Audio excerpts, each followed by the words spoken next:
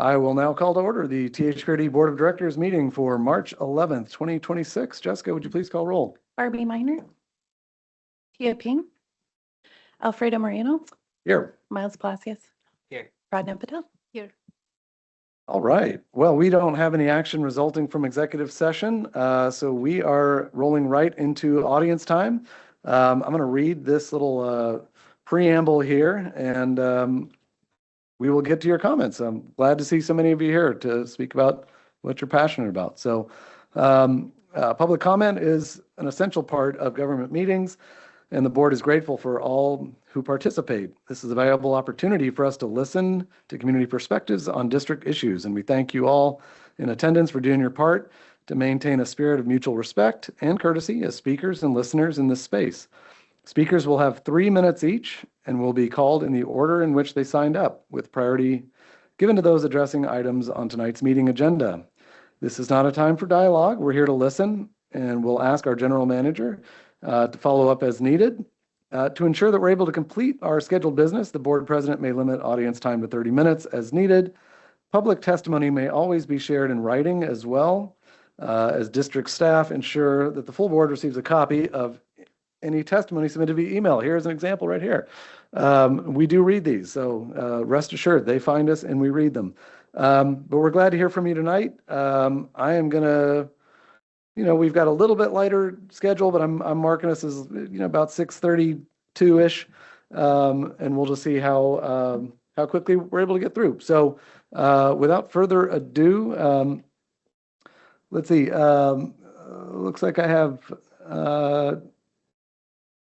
Is that Dave, Dove, Hendrickson? Oh, Doug, I'm so sorry. D-O-U-G. I was reading all the letters. Sorry about that, Doug. If you step up there, you'll see the time. You'll see a green, yellow, red light.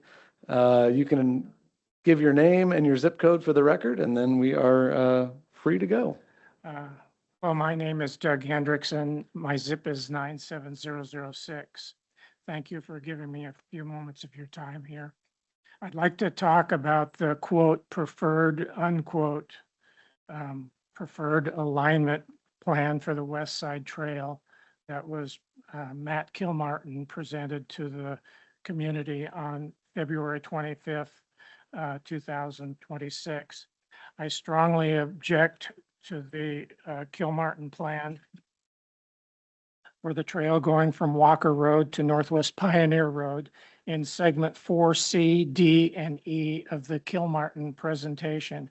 I'm here today to be consistent with the Nike Corporation and invoke my same right as they did to say no to a trail adjacent to my property that I own. My neighbor, Will Templar, and I walked through our neighborhood and talked to and got signatures from our neighbors who would be impacted by the trail, with only one exception from one neighbor that was ambivalent about the project. Every neighbor we contacted objected to the trail, and some quite strongly. One even said that if the trail goes through, they're going to move. I hope that Matt Kilmartin forwarded that petition and signatures to you. We gave it to him. On February 23rd, Matt Kilmartin met with Will Templar at his home on Southwest Walton Court. There were 4 people present. I was one of them. We had questions like, why doesn't the trail go through the premier showcase Walton Hills Park and Recreation District, Howard Turpinning Recreation Complex? And Mr. Kilmartin's response was, the trail through the park is not compatible. That's kind of interesting that a trail through a park is not compatible. With a trail come strangers in our backyard, graffiti and other crimes. We asked what happens when we get vandalism or graffiti on our fences, and he assured us that THPRD would come and promptly take care of any problems and remove graffiti we get on our fences. And I'd like to get that in writing, or at least get it here in the board minutes tonight. Does it matter if the adjacent property owners don't want the trail behind their houses? Mr. Kilmartin said about our petition that that's strong evidence against the trail. And he also told us that the power lines are not our backyards, which we think they are. We're not interested in crime that the trail brings. You know that happens because you have a security department that addresses crime in your parks on a daily basis. We're not interested in graffiti that will come. We're not interested in vandalism that will come. We're not interested in strangers in our backyard. We're not interested in people using that area for their dog toilet. We're not interested in no curfew open access to the area of our backyards. When I was born in 1946, my parents brought me home to this very piece of property that we're talking about. This is blinking red. If I use my 3 minutes up, You have, sir. I have a copy of what I had to say for each of the board members. Okay. Should I leave it here? Give it to you? There you go. Yeah. Thank you so much.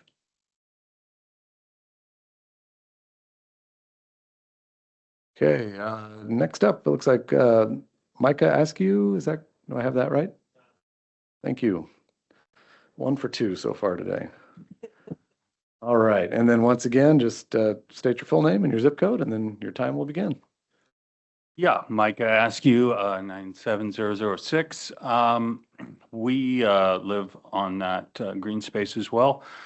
Bought our home in 2005, so over 20 years. And I'd like to speak specifically to the stretch from Pioneer Road to our house. Thanks to Google Earth, measured that 700 feet of driveway. We have an easement with we have an easement with Bonneville PGE for our driveway. So it actually even narrows that already very narrow green space. I measured, there's only about 50 feet from the edge of our driveway to the power poles that would be kind of limiting the other side of the trail. So it gets very narrow through there. There's 3 homes on that and on that driveway alone, and none of us currently have fences towards that, towards that green space. And it presents a tremendous burden in terms of security, privacy, liability, just a number of things. So I'll just, give you a little bit of more detail. We're going to be bringing our 90-year-old mother-in-law onto our property. She'll be in a detached structure. So when we're not there, there'll be people, when we're on vacation, she's still there alone. There'll be people walking, riding, I don't know, motorized or not, but going by at, again, a lot of question marks. Is this, what hours is this going to be open? How is it going to be patrolled and so on? But anyway, she would be there alone with strangers going by all the time. I know the neighbor on the immediately off of the Pioneer Road on the same driveway, they have a young single mom, their daughter, who lives in an RV right on that driveway. Our immediate neighbors between the 2 I just mentioned, ourselves and the other one, have grandkids. We have grandkids on the way. It would be a tremendous imposition. And I calculated for 700 feet, just our side. It would be the same for the other side as well. And this is just the first 700 feet from Pioneer Road. It would be roughly $40,000 for fencing. We would, if it wasn't built on the other side of our driveway, which would be the Bonneville PGE side, we would also have to put gates in. We'd have to put security in. So estimate about $40,000 to $80,000 in expense, and that's not to speak of maintenance of the fencing and services for security cameras and so on. So that would be about $2,000 a year for us to, and we still would be giving up privacy and security, and we don't know how much noise would be coming from that. Again, probably 10 yards from our property. Again, I very much appreciate the opportunity to share our concern. Thank you for being here tonight. Hey, I believe next up we have Wilbur Meisbauer. Is that correct? Wilbur Templer, sorry about that. Jump to conclusions there, my fault. Okay, and if you can just, again, just for the record, state your full name and your zip code and your My name is title. Wilbur Templer. My zip code's 97006. Thank you. Okay, I'm here because I live on Walton Court and the power lines run through my property, behind my house. And, I have a driveway between me and the neighbors that belongs to me. I have another piece of land on the other side of the power lines. And my concern is how am I gonna protect my property from all these people walking through? Because they're gonna be right on my back doorstep with this thing going through. And I have, uh, I have vehicles. I park in the back. I have a right to park there. I've talked to Bonneville. They let me do what I do because I take care of the property. I've been doing it for 50 years. I clean the place up. I mow it. I keep the grass down. I don't want anybody back there because if somebody comes through there and the grass is growing again and I can't take care of it, and if somebody throws a cigarette out and they catch it on fire, it's too close to my house, too close, period. And I'm scared that I'm going to have problems with fires, vandalism, and how can I protect my property? This is my problem. I'm sorry. We only got 100 feet across between our lines, property line. I mean, the power lines, 100 feet. The one they got up by Fred Meyer's, it's 300 feet across, and they have a path on it. But the houses are quite a ways away from the path. They're not up next to the dumb doors. And I don't have fence to keep them out. So how do I do this? How can I protect it? This is my problem. And I'm sorry to say, I'm not for it. I'm really not. And I'm hoping that you guys take this into considerations to help us. It takes our privacy away from our home. When I bought this property, I feel that, I got the power lines, I'm protected more because I won't have a lot of people in my backyard. Now what am I supposed to do? This is my problem. And I just don't know what to do. I don't know. I don't know how you guys are going to protect us. I don't know how the law won't, they're not going to come running out there if something happens, or what happens if somebody goes down my driveway, which is my driveway, they're going to be walking up and down it because they go right to the park, right to your path. And the problem is with that is if somebody falls and gets hurt, who's liable for those people?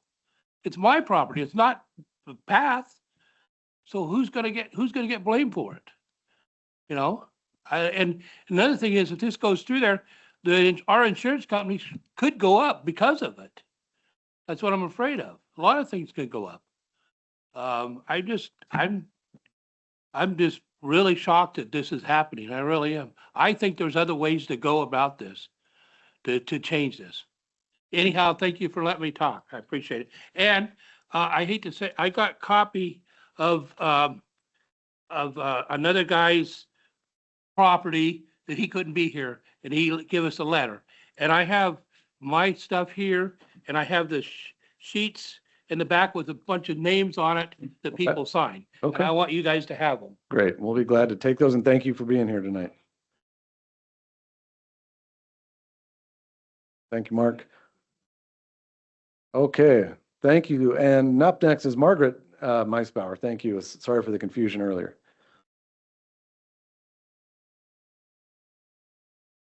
Thank you for letting me talk. And then if you can just state your full name and your zip code, and then you're off to the races.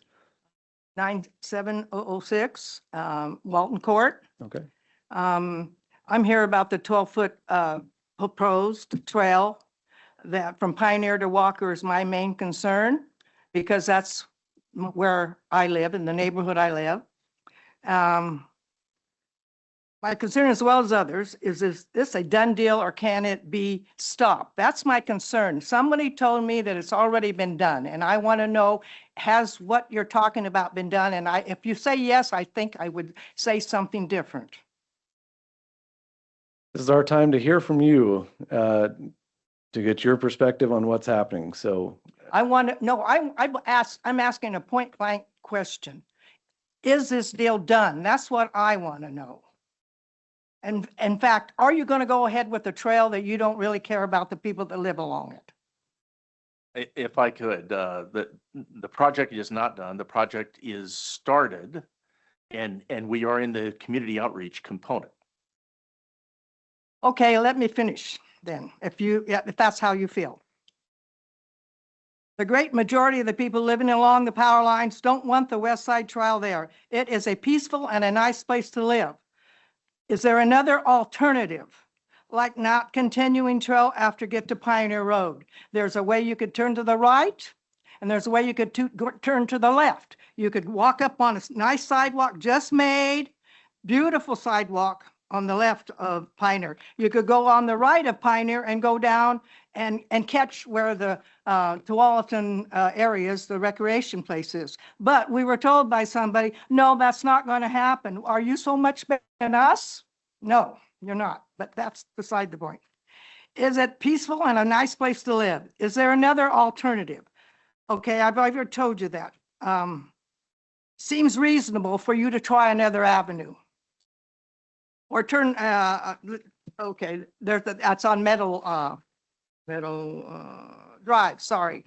I'm not used to speaking to people, but it is upsetting when you live there and you see something that might be a problem. They use local tax dollars to match funds alongside partnerships with Washington County and developers. How are the developers picked? The project heavily rules on a mix of local, state, and federal funding, with grants acting as a cornerstone for major construction. Once again, any favors involved in this? Now, back in August of 2025, 13 people from the community were appointed to a bond task force to guide the renewal of the 2008 bond measure, which retires in 2008. It was about how the money should be spent. They said they should use the bond money for existing repairs and all the, the Tualatin thing, properties and the existing trails, basically taking care of what district has already built. Smart people. They are smart people because that's what should be done. You should be concentrating on what you have, not what you want. That's how life is. I'll have to have you wind up your remarks if you would, please. Okay, Thank the bond is supposedly focusing on repairing and replacing aging infrastructure. That's what you're touting it when you're trying to get this bond in May.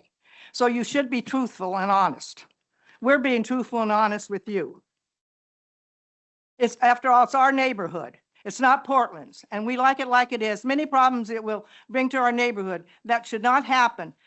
Some of the recreation people have visions. We have visions too. A peaceful neighborhood, a great place to live. Why change it? Thank you for listening. One last note. What will be accomplished here tonight? Will this meeting, are you listening? Do we count? Do we count? Or are we just in your way? That's all I have to say. Thank you for sharing and being here with us tonight. Okay, up next, we have Jenna Sells. And again, when you get up, you can state your full name, zip code, and you'll have your 3 minutes. Hello, everyone. Nice to see you all again, and thank you so much for being here. I know this is a volunteer position. I appreciate that you take the time. My name is Jenna Sells. I am in 97229. I grew up in 97225. So I'm an environmental scientist for the U.S. Navy. I'm a graduate of Sunset High School and a parent of a 5th grader and a Beaverton High School junior. I also serve as parent community liaison co-chair, overseeing student needs and equitability at Beaverton High School, and participate with both schools on their parent-teacher committees. Whew, sorry. In January, I was here on behalf of BSD Athletics, expressing, particularly swim and water polo.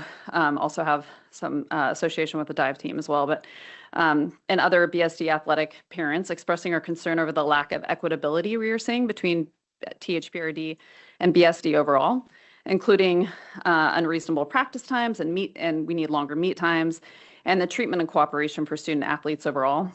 I've worked in public service for about 25 years off and on, and I've attended a lot of public meetings. And honestly, Doug, I was a little shocked by your response to us. I felt like we were our concerns were belittled in our January meeting, and that maybe it would have been better to wait and speak to us later. It was a room full of parents that left pretty fired up. But right before the February meeting, we got an email that said that the athletic director is going to start working with the swim coaches at these 5 schools that we're concerned about. And those meetings started, and then they seem to have stalled out. In the meantime, we got a copy of Tigard's aquatic program and what works for them. They are able to accommodate water polo and swim team at the pool right after school. Since this works and they're able to make that work within their budget, I think it's definitely worth looking at for our 5 schools that are impacted right now. We want Beaverton High School, Southridge, Mountainside, Sunset High School, and Aloha to all have practice times from 4 to 6, Monday through Friday, with 3-hour meet times. This was allowed in the past. This has nothing to do with the change of BSD schedule. We were told last time that BSD did not consult you guys, and that's why our sports time changed. But my daughter was quick to remind me that the swim schedule time was the same before our school schedule changed. So Beaverton School Athletics, like myself, become future lifeguards. My brother and sister were both lifeguards for THPRD. And we manage a lot of the future programs. This is a community equitability problem. There's 2 months until the bond vote. Heard a lot of talk. I've seen all the signs. We have, in my opinion, that gives us 1 month to reach an agreement so we don't continue the stalemate and all of us waste time. I mean, this is just a waste of time. We have plenty of things to fight about right now, and I do not feel like this could be one of them. And as an equitability person for the students at Beaverton High School, I saw how this impacted our swim team this year. These kids can't get dropped off from 7:30 to 9 p.m. Like, a lot of them don't have rides one direction. If we could get them there directly after school, then they only have to work on a ride home. And it's dark most of the year. You know, we need to be able to do this for the students. I mean, unfortunately, I feel like we have to plan to go to war right now, that we really need a symbiotic relationship between the community, BSD, and THPRD. We have had that in the past, and we continue to see it degrade. I promise I'll wrap this up. BSD has our full backing and told us parents to go along with it. I'm ready to go to all the BSD meetings and follow up with them and our new superintendent on what we're going to do. As far as I see, we have 1 month to make a decision on what we're going to do for the swim team, or we have to go as a community and fight the upcoming bond, which I think would be a downside for the community, but we have to do what we have to do. So we don't want to go to war, but and we want to reach an agreement. We believe we can do this and have an amicable solution for everyone. And I greatly appreciate all the topics you guys handle at this meeting, and thank you so much for being here. Thank you. Thanks for your feedback. Okay, up next, looks like John Hobbin, if I'm pronouncing that correctly.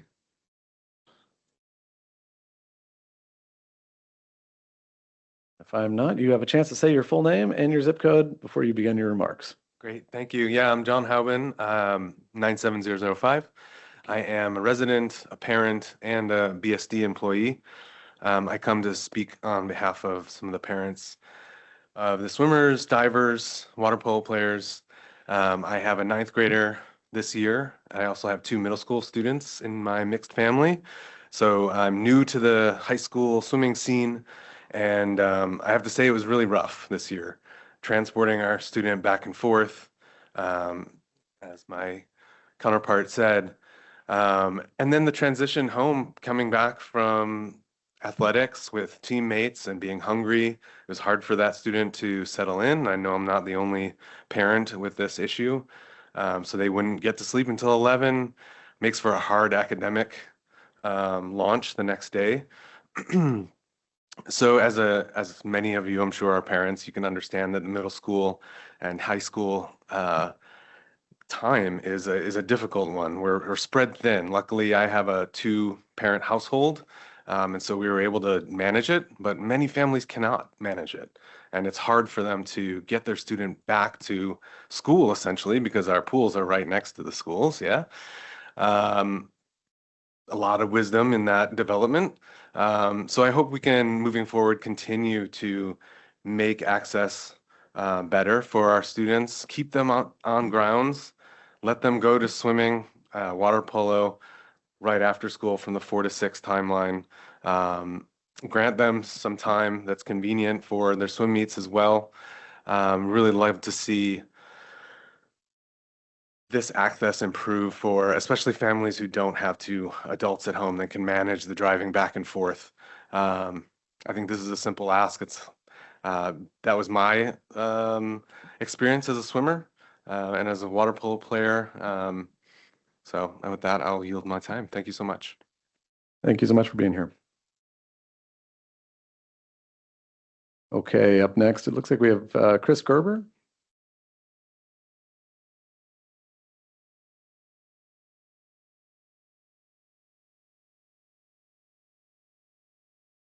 Okay, Chris, if you can just state your full name and your zip code, and then your time will begin. Christopher Gerber, 97008. You guys have seen me before. I'm a swim coach for the area. I'm coming in today with a lot of irritated people, right? And I don't want to take that perspective.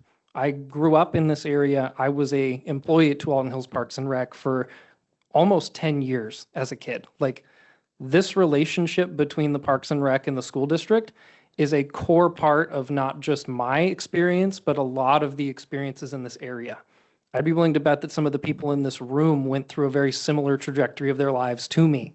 And that's how they got to where they are and are as professional and strong and capable as they are to be board members or managers at these places. It is essential that we provide that community agreement for the new group of kids coming through. I think, to me, just from a pure revenue perspective, right, both of our areas of government are going to be going through economic downturn right now. We know that's on the horizon. Why are we not working towards something?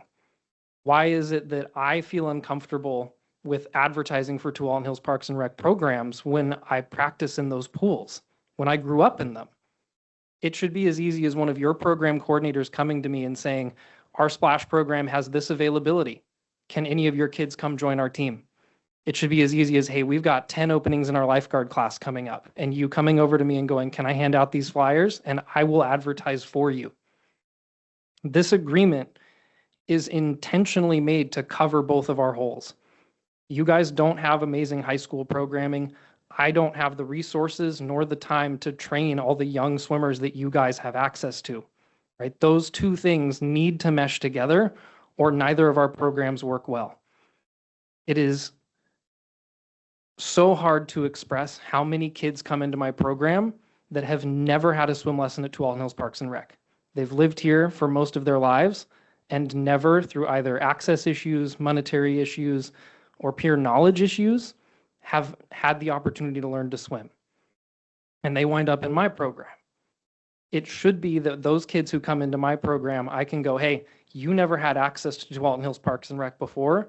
Let me guide you in the direction for that. Get you involved in their affordable programs, get you involved in their inclusive environment so that we can develop both of our programs, instead of this constant feel that every year I come to the swim program and it feels like it's gotten 5 to 10% worse, and that things are taken out of mine and the parents' hands, when in reality, I wouldn't be in the position I'm in if it hadn't been for when practice times were for me.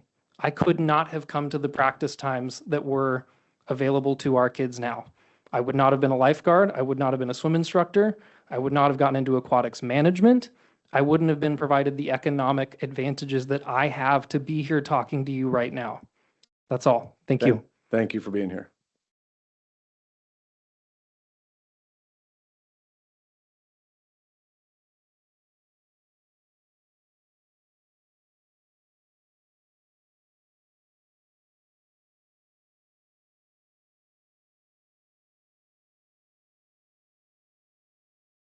Nine seven two two five. I'd like to thank you for the opportunity to come and speak to you directly once again. I was here in January and I spoke about the swim programs that you've heard about already and the importance of trying to get equitable times for the students that are at Beaverton High School so that they can encourage swimming at their schools, continue with swimming to academics at those schools as opposed to missing school time. I must say that the response that came out of that, there was a predetermined response, hit me the wrong way. And I wrote you a letter at that, which it was just reiterated in another form letter to me about how I was wrong and that these swim programs from THPRD don't have an obligation to the schools. And I think that We have to remember that we're serving the same community. THPRD and the school district are within the same boundaries.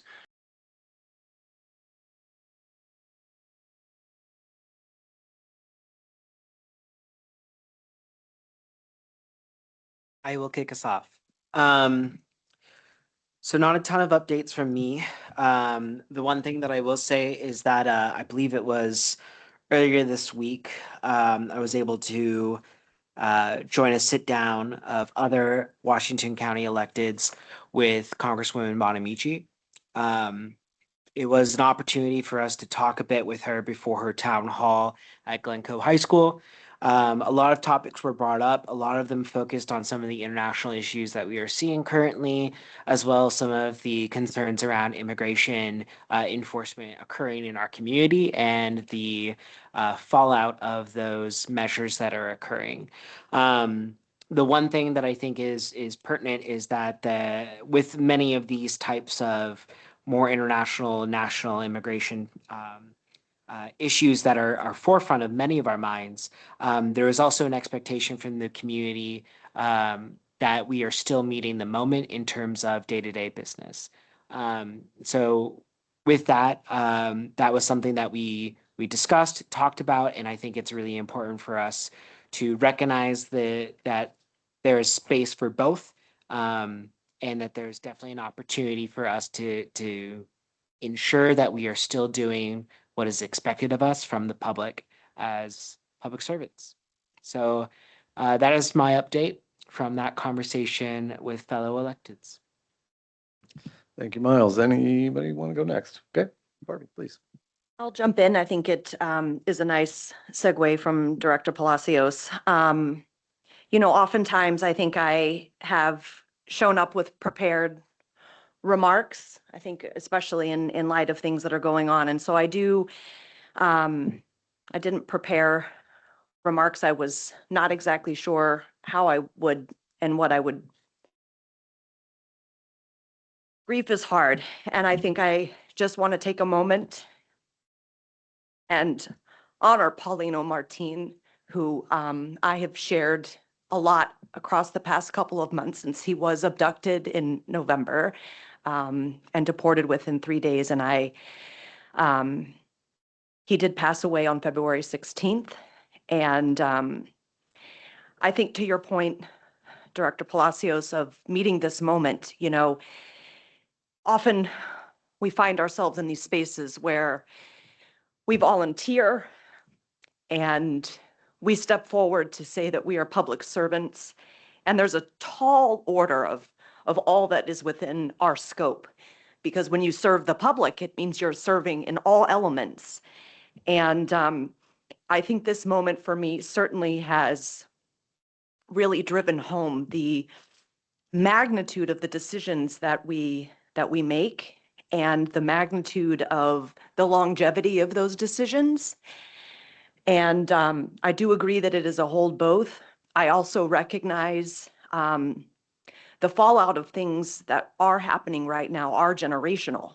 That in this instance, I look at Paulino's children and I look at his youngest, and for the rest of her life, this is a reality that she will have to carry. And there are a tremendous amount all across of folks who are dealing with this. So to my peers, I just respect the fact that you honor the space that I take, because we don't often have an opportunity to engage in all the ways in which we personally approach this work. And I am very deeply committed to approaching the work through the lens of public service and through the lens of hearing from all of the folks who we are here to really serve and help. And I just wanted to honor the Martin family and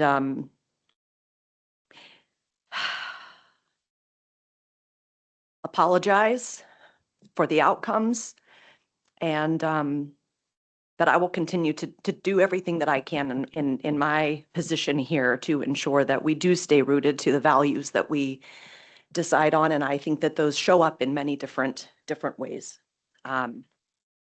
So that's all I got. Thank you so much. Anything, Pranya, from your end? Sure, Barb. Well, I just want to give quick updates. Personally, I have a sick kid at home who is ready to go back to school tomorrow, and there is a lot of influenza 7 going around, so be safe, sanitize. On THPRD, we did have the budget meeting a couple of weeks ago, which I just want to thank the staff for all the preparation they did. Having served on budget committee meetings, Washington County, and now here, I know there is a lot of work that goes behind it. It was very well organized. So thank you for that. I did attend Washington County Dems meeting for endorsement of some of the people I already know. One of my colleagues is sitting right next to me as well for his next elected position. It was really motivating and inspiring to hear how people want to step into the current environment to make sure that we change it. I mean, the hope that we have is our upcoming elections and the next one. And how do we make sure that we do what we can to support our community? Thank you. thank you. I'll keep mine brief.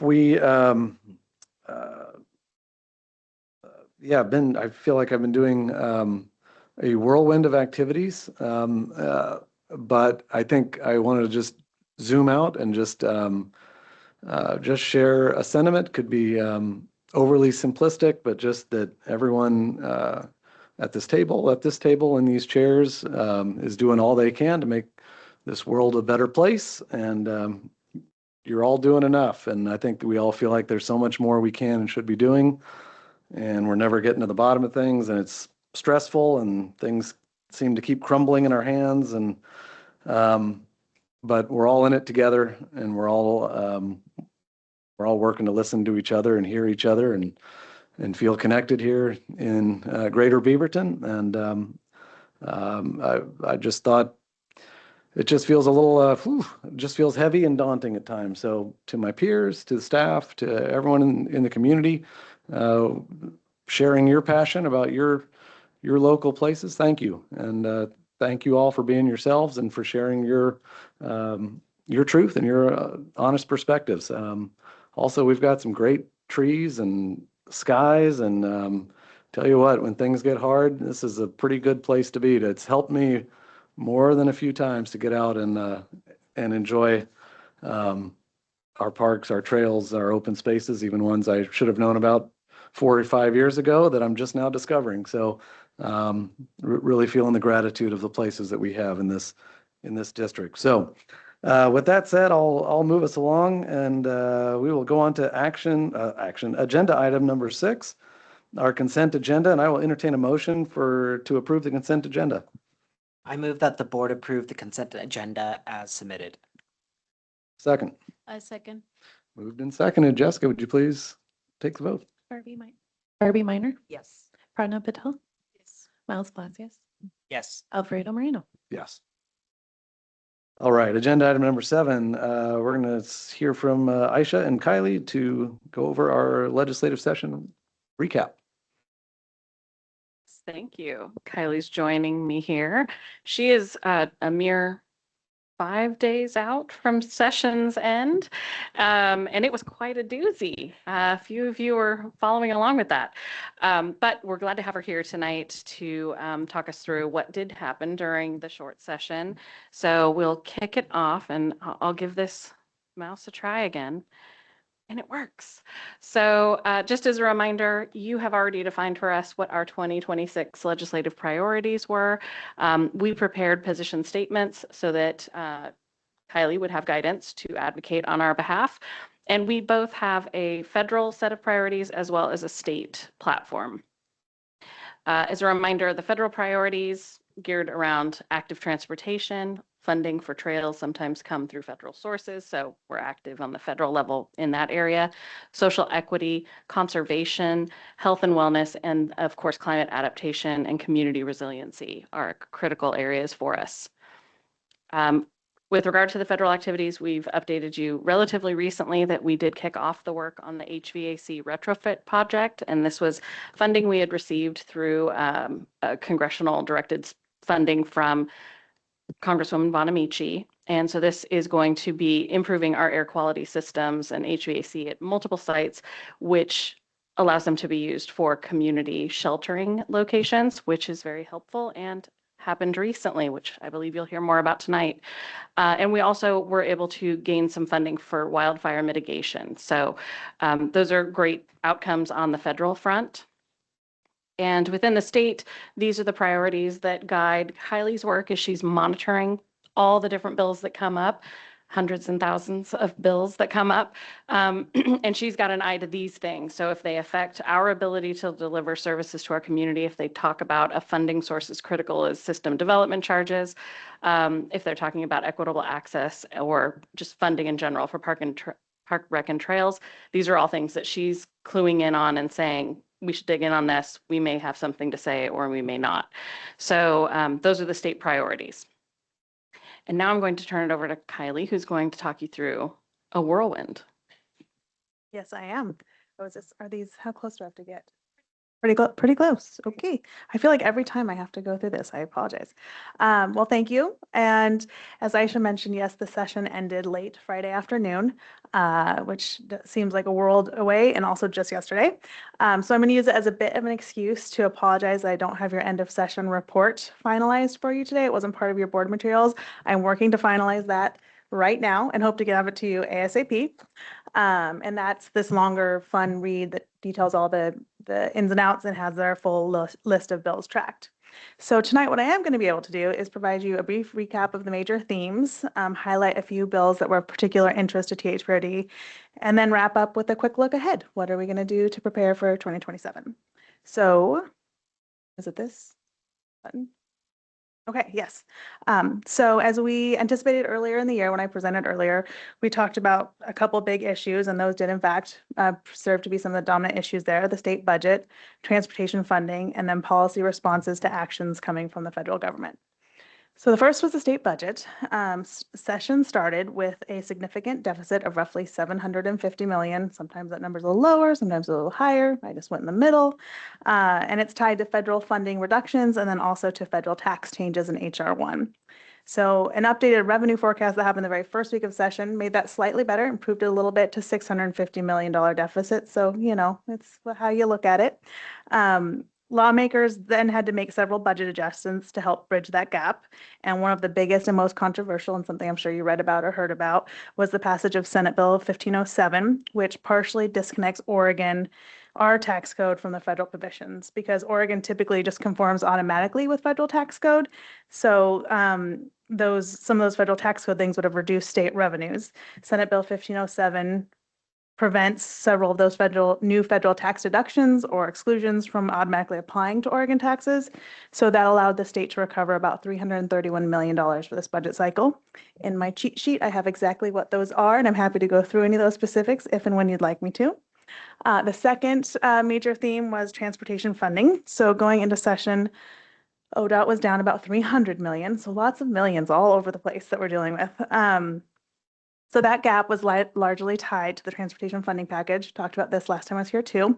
The pass in the 2025 special session, it was successfully referred to the voters, and therefore it delays the revenues that would have come from that package that would have supported ODOT's operations. To keep the system running in the short term, lawmakers had to adopt several different stopgap measures.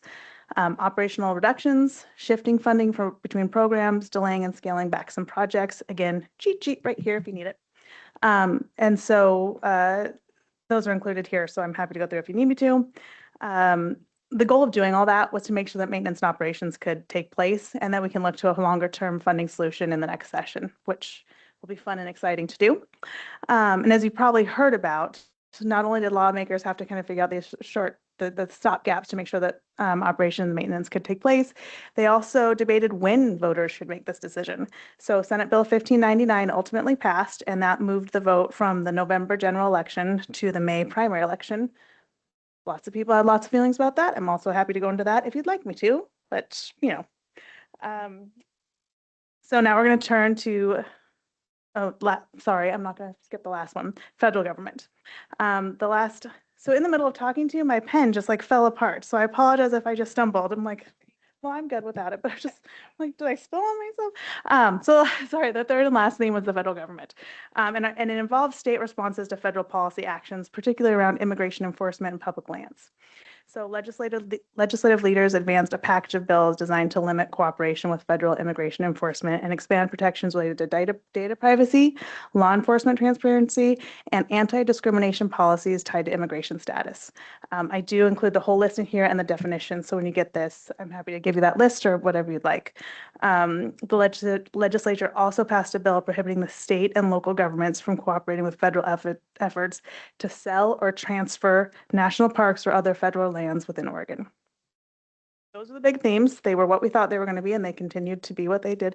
And Miles, it's always so funny to give you this update because I'm like, please chime in whenever you'd like. Okay, so now we're going to talk a little bit about the bills that were of particular importance to THPRD. There were others. This is not a full list, but these are just some of the ones that bubbled up to the top. So there were roughly 300 bills introduced during the 33-day session. About 40% ultimately passed both chambers. At any given time, THPRD was tracking about 50 of those that affected the district in some way or another. So the first is Senate Bill 1571, dealing with recreational liability. This is separate and distinct and not to be confused with recreational immunity, which was a priority previously and we successfully dealt with that last session. So now we moved into the recreational liability landscape. THPRD participated in a coalition through the Oregon Parks and Recreation Association that worked on this bill. The legislation that passed allows recreation providers to use liability waivers for ordinary negligence claims associated with sport or recreation activities. I read that, so I said it correctly. The two important provisions of ORPA and its partners and what was really important to THPRD were ultimately included in that bill, and they had to do with ensuring that waivers apply to all recreation, not just skiing, because there were some versions that were just about skiing. And it also allows parents or guardians to sign waivers for minors, another thing that would be important to Parks and Rec District. Unfortunately, the bill that ended up passing did include some exceptions that are still somewhat vague. That means those are going to have to play out in court decisions that are to come. Overall, it's definitely a step forward for the recreational community, but there are still some things that will have to be worked out. Another bill had to do was HB 4007, and this was the Transportation Omnibus Bill, and one of the sections had to do with e-micromobility devices. We worked with legislators and with ORPA to ensure that the bill allows and provides the authority for local governments to regulate and prohibit those devices on their lands, because the original version did not give us the full kind of authority to do that.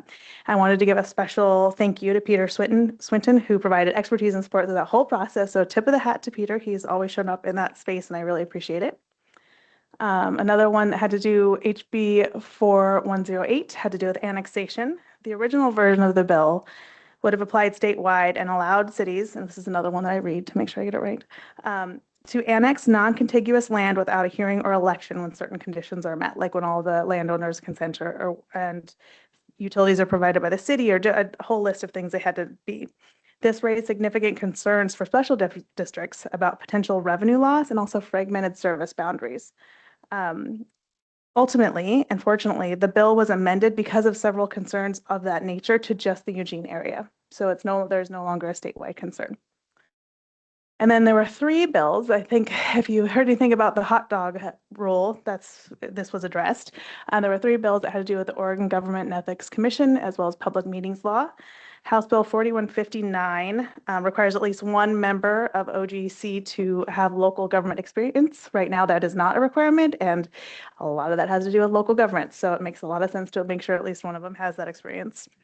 4161 is the hot dog rule. It clarifies that public bodies may provide food and beverages during meetings or official events.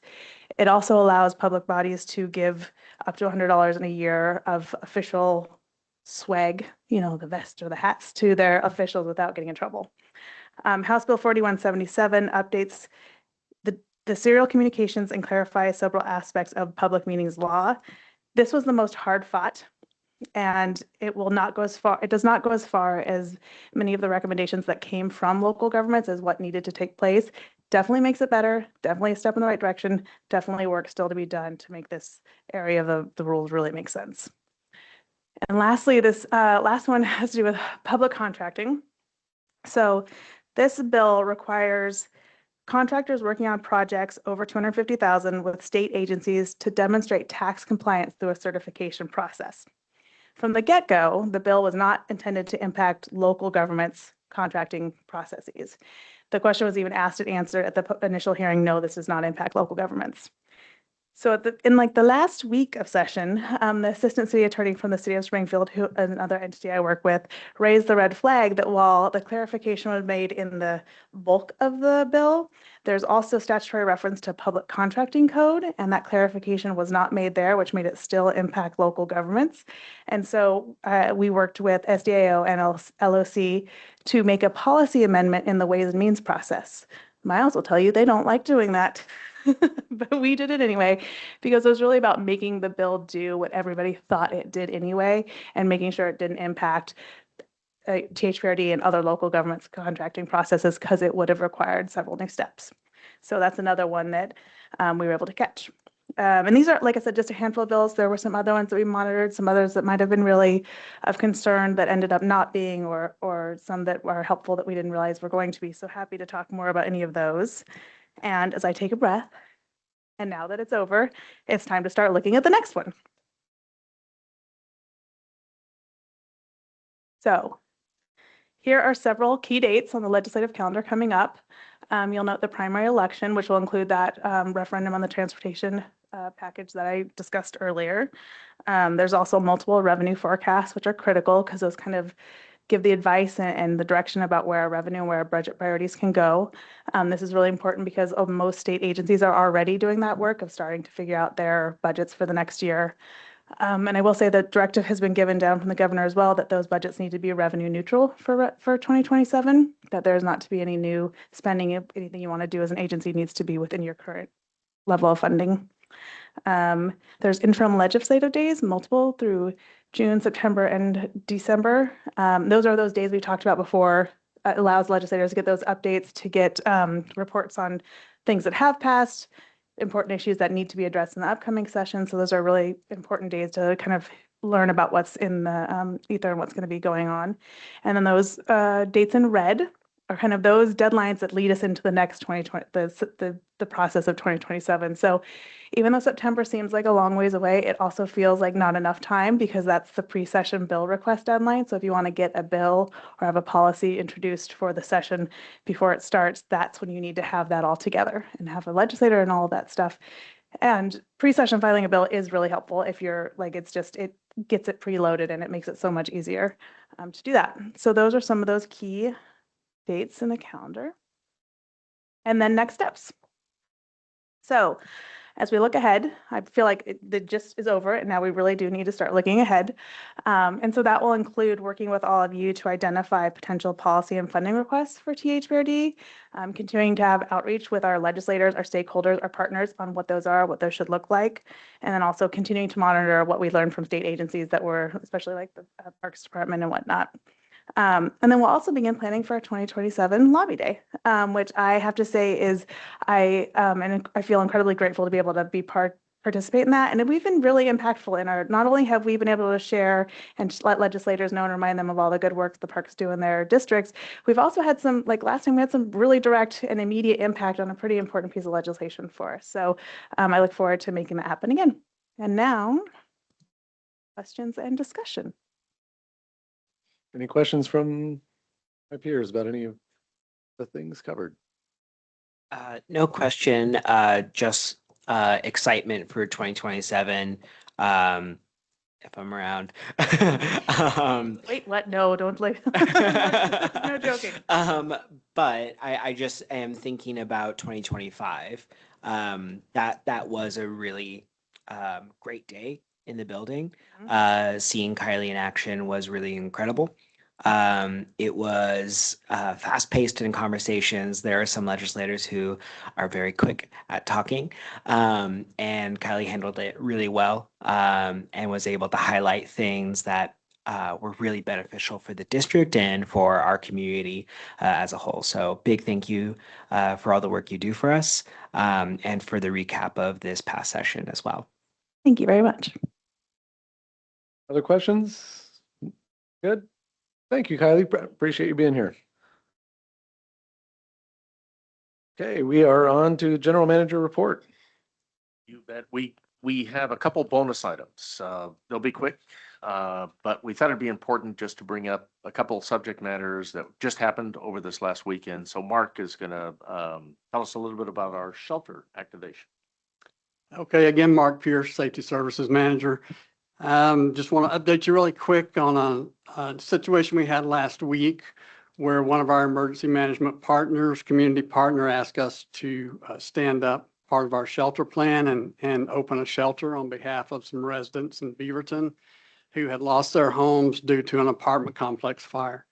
And so I got a phone call last Friday afternoon. We were able to check around, and within 45 minutes, we were meeting with Red Cross staff on site over at the Cedar Hills Recreation Center with the center supervisor there, Tyler Franson, and his staff, and assessing whether we could open a shelter. And so I got to give them a shout out. Their staff were very flexible in moving programming around for an entire weekend to accommodate this request. And so they were able to do that. We greenlight the shelter, and within 2 hours, the Red Cross came over to our HMT complex, got their shelter trailer that had all their equipment and supplies in it, got the shelter stood up and serving those patrons within 3 hours of one phone call. So that the system worked the way that it should.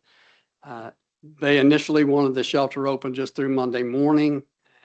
Monday morning, they requested that it stay open until Friday morning. So they are due to demobilize that shelter this Friday morning. So it will have been open for a full week, serving those patrons. So just wanted to give you a quick update. I'll throw it back to you, Doug. Great, thank you. And then Sabrina will talk about two life-saving events that occurred over at the 50-meter over this past weekend. Good evening. My name is Sabrina Taylor Schmidt. I'm the Recreation and Aquatics Director. Nice to see you all this evening. Thank you, Doug. Wanted to share about, we had a large swim meet for our 11 to 14-year-olds. We're participating in a very large swim meet this weekend. We had two, what I would say, major incidents. We had a patron collapse in the spectator area and become unconscious, and the lifeguards responded in an amazing way, and they were able to help this participant, but they were transported. So it was severe enough that this person was transported. We then had a second event, which was also quite scary. It occurred during the 200-yard, I believe, 200-yard IM swimming. And it occurred in the middle of the pool at 17 feet of water. The swimmer had an attack and was unable to continue to make forward progression in the water. A lifeguard was leaving rotation, and they're supposed to watch the water, and they did, and they saw the incident, were able to respond quickly and bring that participant to the wall. And the participant was able to walk away and go with their family, and no additional medical care was required, but could have been very, very intense. I just want to recognize our lifeguards are just the most amazing staff that we have. We have great staff across the board, but a majority of them are between the ages of 16 and 20. And they're required to do monthly in-services as well as spot training. They're trained on responding to dry land medical emergencies, as well as water rescue, spinal rescue, CPR, diabetic emergencies, a wide variety, and they have to be ready at all times to do this, and they are, and they've proven this over and over again, thankfully, through the dedicated training that our staff provide. They also just do other things too on top of their job, their customer service and swim lessons. So this lifeguarding position, which I, appreciate as a former lifeguard, is an important role that we provide here to the community. Thank you. Well, can I stop and just give you your flowers a little bit, y'all, as staff? I mean, I think, and I'm happy to let these folks jump in as well if they have something to say quickly, but it just, the Parks District is an integral part of our holistic community. We don't just do Parks and Rec, as you all know.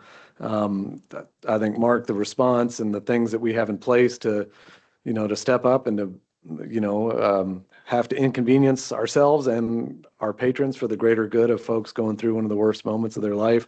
That's how it should work. And I think we're just, I think I speak for all of us when I say how proud we are to see that, that kind of policy actually translate into something we don't want to do, but we're glad to be able to do it when the time calls for it. So really, really proud about that. And the training and the diligence of our program that trains lifeguards, our actual people doing the work. Amazing to be able to step in without missing a beat, without thinking twice. And that's a testament. So unless somebody has something very else they want to add, hopefully I speak for us all. So thank you. I just wanted to interrupt and let you know how proud and appreciative we all are. So thanks. Right, back to our regularly scheduled. Okay, it is time for your monthly brief update on the THPRD replacement bond measure. So we are 69 days away from May 19th, as Kylie highlighted. The election is May 19th. I wanted to share with you, we updated our presentation that we're giving to the public with our 2026 fact sheet. I realize I failed to email it to y'all, so I will be doing that tomorrow. It's been updated on our website, which, by the way, will be updated. The new website should launch the 23rd of this month. So we've been deep in training with staff. It's been going great. Its functionality is amazingly different, and it's going to be universally better for the public in just a couple of short weeks. So what's really nice about the update to the fact sheet is that it really highlights some basic information that really ties nicely to the bond measure. One thing I'm super excited about the change to the fact sheet this year is some great information coming from Julie and Sabrina and their teams in the rec division. You can see at the top, we're now highlighting that we do 8,000 plus recreation classes, 600 plus summer camps each summer, and we have on top of those 8,000 recreation classes, 8,800 drop-in fitness activities. But when we get to the second part of the fact sheet and we focus on the different amenities that the district has, this is a really nice segue into the bond measure as we hit our key messages about the scope of the 50 square miles, all of the amenities that are within the district, and we highlight the built amenities in our presentations to the public. And then that gives people context to understand what the investment in the bond measure is helping take care of as we talk about the investment in repairing and replacing the existing amenities we have with a focus and an eye on safety. And I'll just flag another really great addition from the rec division is the 2,800 swim lessons that are there each year. So you've got new updated information at your fingertips, and we will email this to you tomorrow. I apologize for forgetting to do that. This is an example of a slide that we give in our PowerPoint presentations, and I just want to continue to highlight these are our key messages, focusing on repair, replace, replacing both the 2008 bond measure, keeping the tax rate the same, but also repair and replacing the existing amenities that we have invested in as THPRD Greater Community. The conversations with the public continue to be as they've been over the last month. Aisha had a presentation last night, and I think the only question she got was, why don't you just raise taxes? Why are you going for a bond measure? And then she had to explain, we can't just raise taxes. So, we're I don't know. I was teasing her. I'm like, we should, Kylie, let's make a priority that we should do civics education for high school students on how government is funded. Because if we can get people like understanding this, it might help us make more informed choices down the road. That's just my personal pitch. That it's needed. It's truly needed. We have to spend a lot of time explaining how government is funded. So over the last month, I really don't know where the time has eroded, but we have been focused on delivering public information materials. And the last 60 days are really vital. Obviously, we've heard some from folks tonight who had received bond measure materials. So they're getting out there and folks are aware. But these are the first generation of our flyers that we're handing out at events, presentations, tabling. We're walking around our own facilities and talking talking to people and having conversations. These are some examples of posters that are going up in our facilities. And just like we did with the 2024 levy, we're trying to pick options to show folks of, in just small, bite-sized, digestible information, examples of what the bond measure will fund. We're showing both positive pictures and not so positive pictures. You know, that's not the nicest restroom repair, but it gives you a sense of what the dollars actually fund. And trust me, that repair was needed. So I think the picture itself makes the case. The other picture showing a facility entrance, and you get at the point that our buildings were built before modern accessibility laws, and it creates a tremendous amount of barriers for people to be able to get in and out of facilities easily. These are a couple more examples of pictures that we're sharing. Again, both in the positive and the negative, in the sense of showing the conditions, the damage, the deficient amenities that need to be addressed to be safe. And then also the positive in terms of what would a replacement equipment look like and what would the future hold with the investment. Little bit of update. We are finally done with our explanatory statement. We got through legal review. We squared away our verbiage. I believe our board president is signing the document tonight. Bless you. And the angel that is Jessica Collins will be filing that with the county tomorrow. And as soon as we have that measure number, that is the last hurdle, we will get that measure number out. And so this was due by the 19th. It was always our goal to beat that date. We have beaten that date. And that's the final step to the formality of the process. So far, we've completed 28 meetings, events, presentations. We've directly engaged 510 people. We have 55 upcoming outreach opportunities. Those numbers grow every day. And overall, so far, 81 meetings, activities scheduled. So that's it. That's all I got. Happy to take questions. Anything at this time? Next. Not necessarily a question, just I want to continue to share gratitude. I'm curious, the flyer that you shared as well, I know there was the updated fact sheet. Is that something that you can email to us as well? Or if I missed it, my apologies. You got it. I'll send the fact. No. You got it as in, I'll send the fact sheet and the stuff to y'all tomorrow. Yeah. Amazing. Thank you. Yeah, I've got some hard copies with me, so I can give you some hard copies now, but we'll send it to y'all digitally. And, you know, I'm just going to be honest. The last 60 days of any election, there's so many, you know, like the hanging chads, remember that phrase? There are so many more do this, do this, do this. So thank you for that reminder, and we will get the digital copies to y'all. Thanks, Holly. All right. Anchor leg, Gary and Tim, here we go. All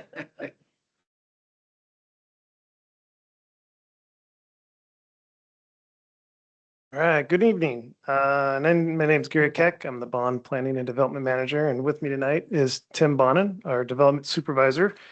And we're excited to be here tonight to give you an update on some of the projects that we have completed in the capital improvement projects from the last construction season. So tonight we're going to be going over projects that were funded through our System Development Charge Program, which SDCs, as you know, are collected when new homes or units are built in our district. They give us an SDC. We use those to increase capacity. So we're building parks and trails in neighborhoods and communities that don't have those or at a low service level per our standards. We're also going to go over some of the grant funded projects that we've received as well. So I will kick it off. And we're going to start up in North Bethany. So this is a system development charge project. It's one that we worked with the developer. We call it a developer SDC project, where we know they owe us a certain amount of SDC dollars, and we work out a deal with them to purchase the land and have them build the park for us. But they build it per our standards and with our input and public input as well. So this is Harvest Park. This is one we completed last August, and we had the grand opening in September. It's a park that includes, it's got a dog park. It's got a little plaza with a picnic shelter you can see up there. It's got a nice circular pathway, which you can see in the two photos on the left. It's got a playground, and then there's a gleaning garden on the right side of the middle picture, which is where we've planted some fruit-bearing shrubs and trees where people can come and harvest when they're ready. It's a project that came in, construction was just over 1.8 million for this project. One of the unique things about this one, in the middle picture, you can see the mounding. It's a site where we had a lot of excess soil. So to save money, we worked out by not hauling off soil, creating the mounds, and they have these large grass mounds throughout the park that the kids are using as a play amenity in the open space. So it's pretty nice. If you haven't been out there already, maybe try to get out there. And then we'll go to the next one. That's me. Yes, thank you. Good evening, board members. Tim Bonin, Development Supervisor. This next project is also system development charges. It's a developer-led project. This is a plaza that is a quarter acre in size. It was open to the public in September 2025. The cost of construction was approximately $680,000. The key amenities is the plaza itself. We worked with our programming folks when designing this plaza to make sure it was large enough for events so that we could put a canopy there, some additional tables, do some small events, also provided power and water when they do have events here. To the left of it, that open area, that's a future commercial development. So it will have some shops and other things, maybe a community space that people will be able to get to the plaza from or back and forth. And then to the right is a affordable senior housing that is built. It's actually built and open now just to the right. Overall, the design of the space was to preserve 4 very large trees. So in the foreground, you can see there's 2 large sweet gum trees. And then in the back there are 2 sequoias that were saved as part of this project, which also the sequoias became the namesake of this park. And this is our first urban plaza in South Cooper Mountain. So it's a project that I had worked on in the past couple of years. Then the next project is Harmony Park. It's also a developer-led project, system development charges. It's 2.6 acres in size and was open to the public in December 2025. The cost of construction was $1.6 million. The key amenities are the expansive lawn area and the play equipment.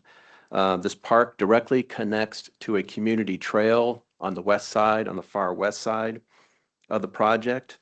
And then back in May 2024, the board adopted a resolution to name that trail along with 3 others. So we have a trail which is called Sandhill Crane Trail, Chehalem Trail, and Oregon Oak Trail, along with actually the naming of this park back in 2024.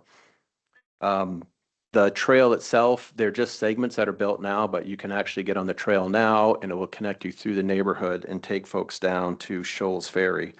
We have a grand opening for this park coming up in April. It's April 4th, where we're going to have some maps to display the 3 trail segments that we have down there, talk about Harmony as well as Sequoia and Free Skies Park, which was opened back in May of 2024. The next project is Abbey Creek Park, Phase 2. Phase 2 of this park was funded with SDCs along with a grant, which was a Land and Water Conservation Fund grant. The size of the park is 1.3 acres, and it was open to the public in October 2025. The cost of construction was approximately $1.4 million, and 620,000 of that was through the grant. So a little less than half. We were able to use grant funds to build this new park.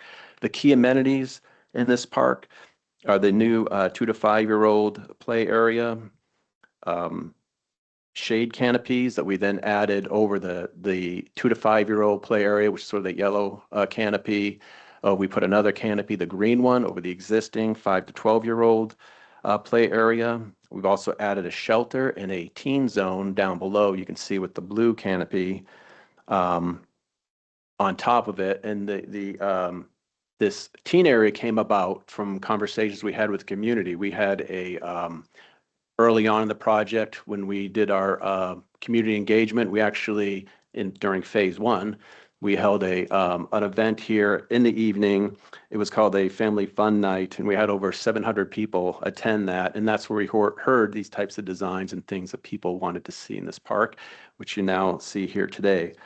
This park was led by Renee Brucker, who is now happily retired. But she also worked on phase 1 and phase 2. And then I just finished it up at the very end. The next project, I think we're going to move back over to you, Gary. Yeah, and I want to make sure I call out, Nicole Paulson worked on that first one. I told Tim we need to make sure the project managers are called out because these are long projects, right? These are 3 to 4 years that we've been working on these. So it's excited to see the public come out and use them. So the next one, I'm going to switch to Metro Local Share. So as you recall, the Metro passed a 2019 bond, which had several programs within it. Local Share was one of them. And this is one where we were strategic and we were able to use the local share money to help with our capital replacement. This is a boardwalk that was failing. It came to the end of its life and we were able to use Metro's funding to help replace it. So it's about, 1,000 lineal feet of boardwalk that was replaced. And we've got about 37,000 square feet of vegetated mitigation, which you can see all the tubes that are protecting the plants all through here on the aerial. The boardwalk's 8 feet wide. It's made of the protruded plastic, which you can see really well on the bottom right-hand quarter.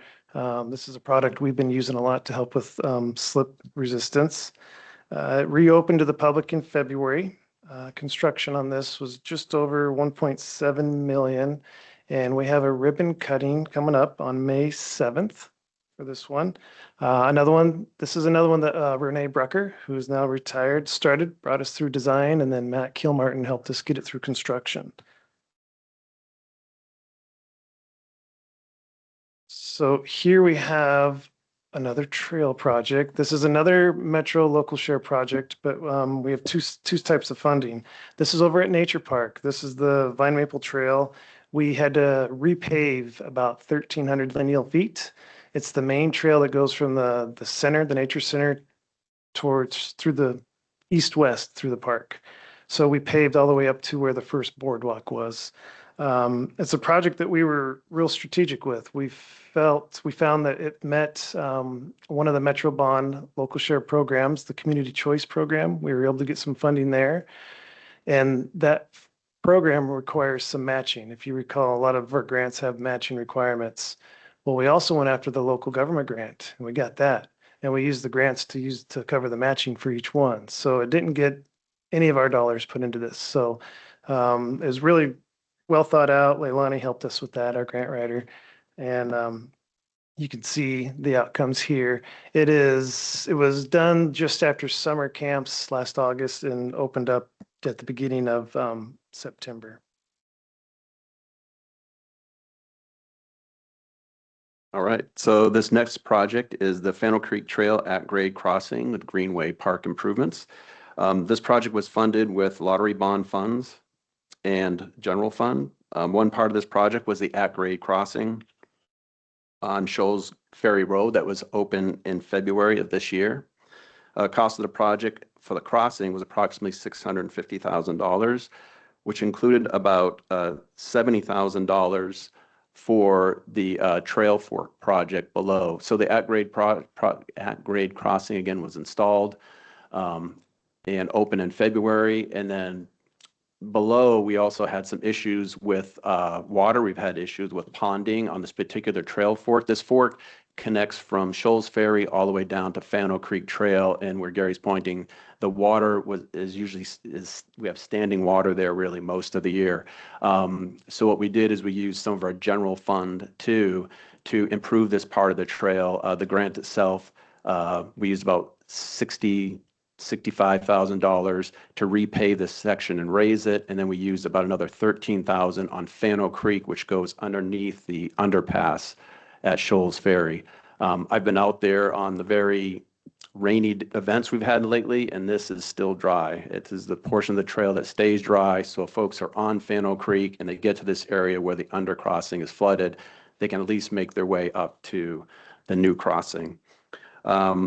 Bruce Barbarash, our one-time nature and trails manager, now sustainability manager, has led this effort over many years.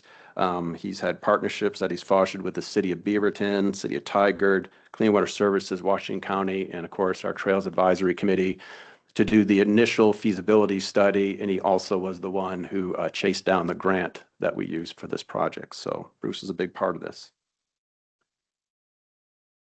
And then just two projects to share with you that we use general fund. We have the Waterhouse Trail /Slotman Trail connection, which is a trail replacement and repair. It's we repaired about a third of a mile of trail that was then opened back to the public in May 2025.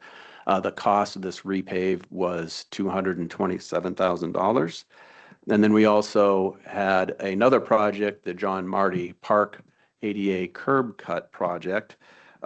We installed, the county installed 5 curb cuts through the neighborhood streets. John Marty Park is linear park. These were just vertical curbs, and we worked with them. We contributed $120,000 to Washington County to design and install these for us. And this particular project was led by Nicole Polson, our planning supervisor. And of course, the Waterhouse Trail project was another one of Renee's projects that she worked on and for us. And then the final slide is our teaser to let you know coming soon is Serenity Park. This park was funded through SDCs. It's 2 acres in size. We plan to have a soft opening at the end of the month. We're just about there. The project cost is about $2 million. Key amenities, there's lots of them here. We have lots of activities for kids. We have the water play. We have play for 2 to 5, 5 to 12. In traditional play, we have a lot of components that are shared use for kids, so multiple kids playing together. We also have behind the play equipment that you see here, there's a we call nature exploration area, and there's a very large open lawn just to the south. We did also install at this project. There is no street parking, so we did install 1 ADA stall so somebody can get to this by car. So the grand opening for this is in May. We had May 30th. And then Nicole Polson was the lead on this project. She took it from concept planning through construction permitting, and then I finished it up this past year. What we have? Great, thank you. Thank you for sharing. Questions, comments? No real questions. This all looks great. I'm excited for Harmony Park's opening because it's day. But also the Fano Creek Trail fork there. I'm very familiar with it. I used to live in that particular area, and I'd always know like, oh, it's time for me to head home when I would hit the big pool of water. So it's really great to see that that's been fixed, and I'm gonna have to go for a memorial run. I want to talk about the Harvest Park. I was there at the grand opening with Doug as well, and some other folks were also there. It's a beautiful park. This weekend there is we are celebrating Festival of Colors, which is Holi, and that's happening at Harvest Park Shelter. So thank you.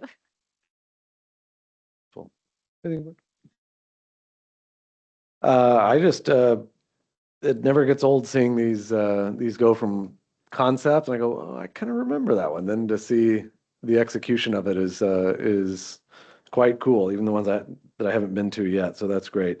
So thank you for always sharing these. Thank you to my board members. Yeah, that was bad. Thank you to my fellow board members for attending grand openings and things like that as your schedule allows. I think that's important that we do that.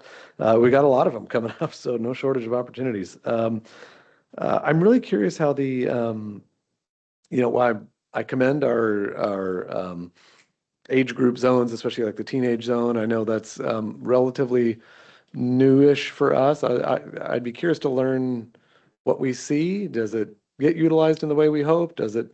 How do those, I'm not saying there's like I just think it's an interesting learning to see what folks respond to. And I know other places have surely done it, and there's lots of evidence, but I'll just be curious how people at our particular site react. But they can't react if you don't offer it. So thank you for doing that. And finally, to echo Miles, yeah, that's a big one, crossing the Shoals Ferry. Requires the intergovernmental, the multi-agency collaboration. That is something I hope, I know we do well. I hope we will continue to do that well because it results in these interconnected things where people can enjoy because they don't really care if THPRD stops on the north end of Shoals. They just want to keep running. So thank you for doing that. And with that, I think we are adjourned.